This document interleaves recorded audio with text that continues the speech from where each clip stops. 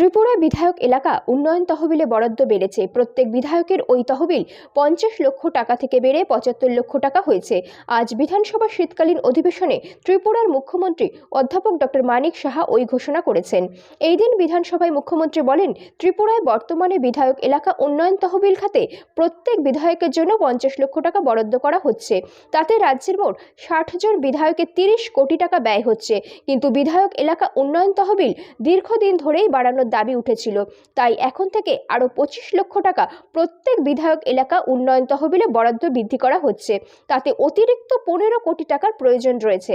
মুখ্যমন্ত্রীর ওই ঘোষণায় বিরোধীরা পুরোপুরি সন্তুষ্ট হতে পারেননি। বিরোধী দলনেতা অনিমেষ দেববর্মা এবং সিপিএমের বিধায়ক দীপঙ্কর সেন বিধায়ক এলাকা উন্নয়ন তহবিলে বরাদ্দ 1 কোটি টাকা করা হোক।